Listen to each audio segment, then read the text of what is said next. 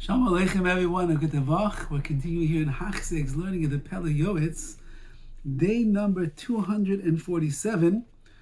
We are almost in the final week of this limud of Pele Yoetz, and they just announced that Be'ez Hashem, when we conclude this section of the Pele Yoetz, we're going to continue in the Pele Yoetz with the next section. We'll see how long that is going to carry us. So we're holding in the chapter of Halva, of lending people money. And we spoke about last time how wonderful it would be if you could set up a gemach, some kind of a loan fund, and you set up money that you can give away to tzedakah, your maisa, your 10% and the like. And he writes like this: if you're not able to really do this in your own lifetime, I don't know, maybe you're very poor, maybe you're strapped for funds every single month, you can never set anything up. At least when you leave this world, make sure that you leave money over for such things. Don't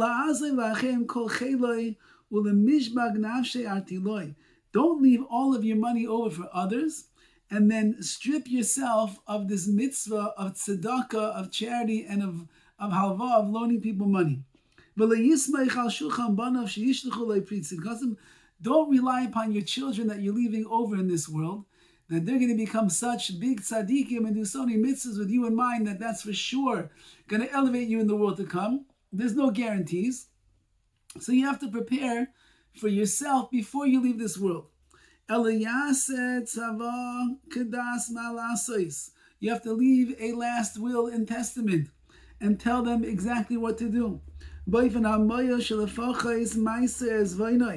That he at least leaves behind some meiser, his 10%, or at least part of his estate.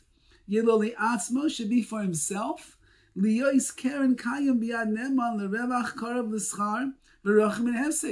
should leave over a certain amount of money in the hands of someone that you trust, that they are going to be neman, they're faithful in the way that they're going to deal with it.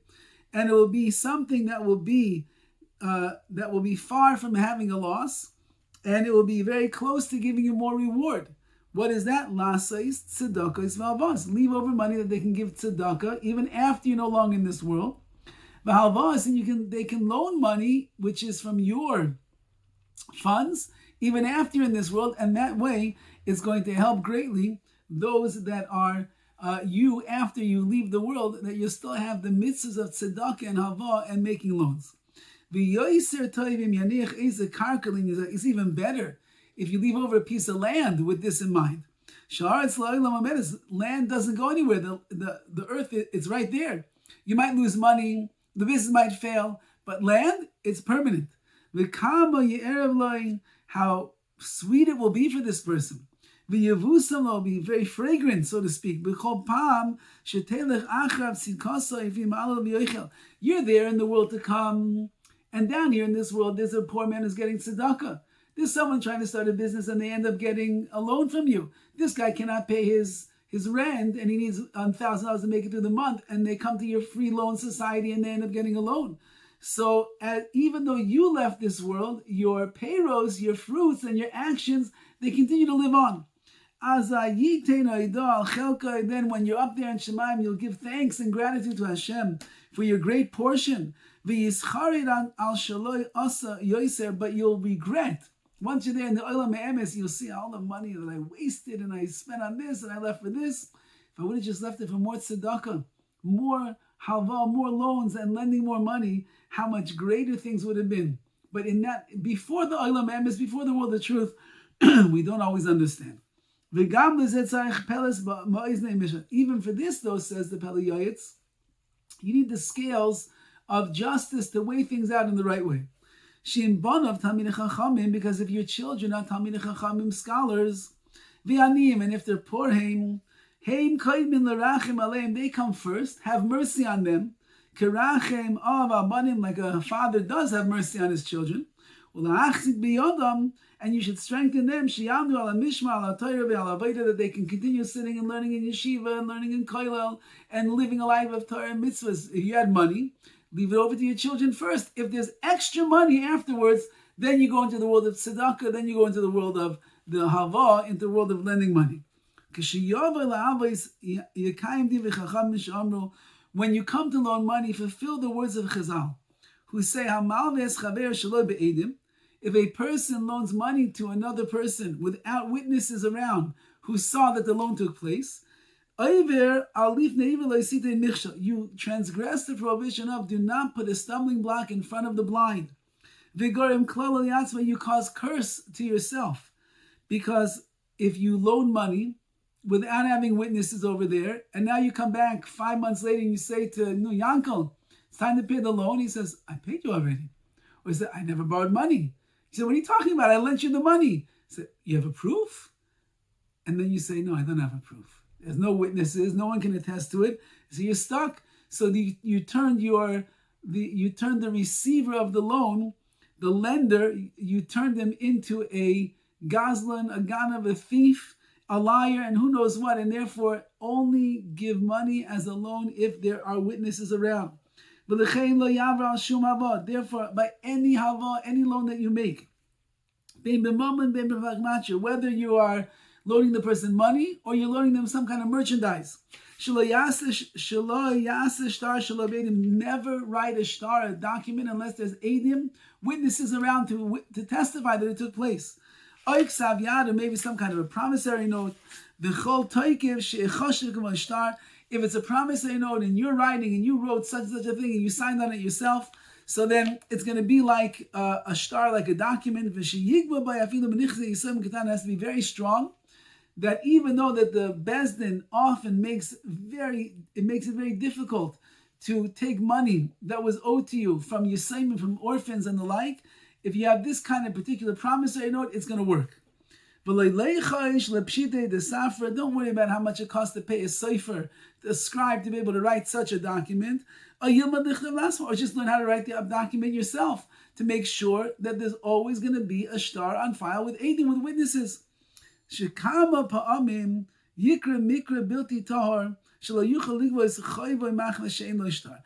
many times, says the Pele Yoetz, it happens that a person loans somebody else money, and then they can never get the money back because they loaned them the money without a shtar, without a document and witnesses. This promissory note.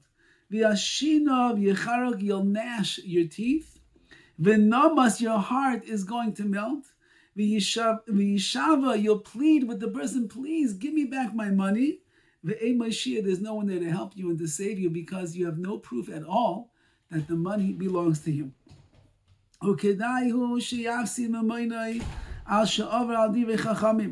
It's kedai, says it's worthwhile that a person should lose his money because he transgressed the words of the Chachamim.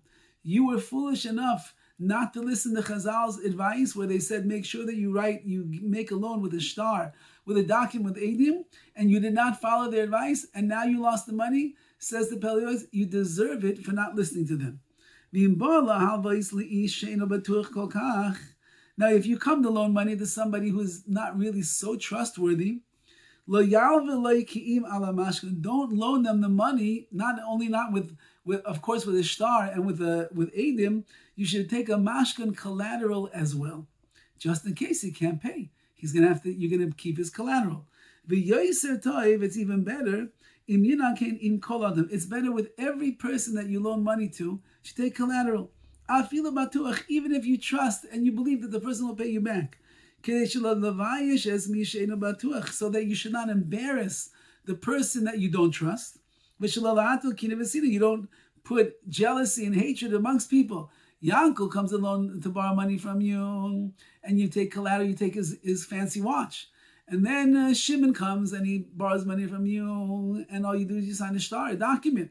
So now Yankel's like, what's going on over here? How come with me? Oh, because I'm unreliable. I don't have as much money and people behind me. Oh, but Shimon over there, he is more reliable. He does trust them. So therefore, just make a blanket rule. I take collateral from everyone. Everybody should know that when you loan people money, you'll never loan it without a mashkan, without collateral, even to the king himself. Also, you have no idea what the day is going to bring. V'kama b'nei adam shachva ashirim. So many people have gone to sleep at night and they were ashirim, they were wealthy. V'kamu mimitasam anim, and when they woke up, they were poor already.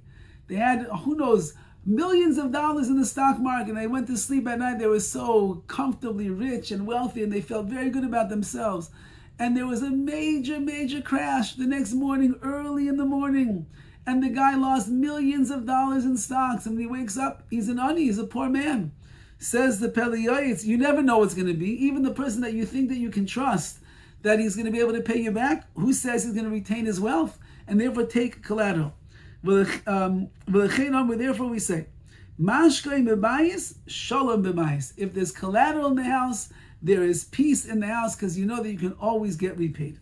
If the person is wealthy, so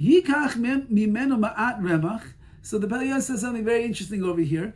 If you're loaning money to a wealthier person, whatever he needs extra money right now, for some kind of endeavor, whatever that he's going to use it for, you should take a little bit of remach, a little bit of profit from him. Not ribis, not that you're taking interest, but a little bit of profit perhaps for just doing the action over here of making the loan. So that you'll take the extra money, not to keep it for yourself. You're going to put it back in to your gemach, into your free loan fund over here. You'll have more money to be able to give away to people.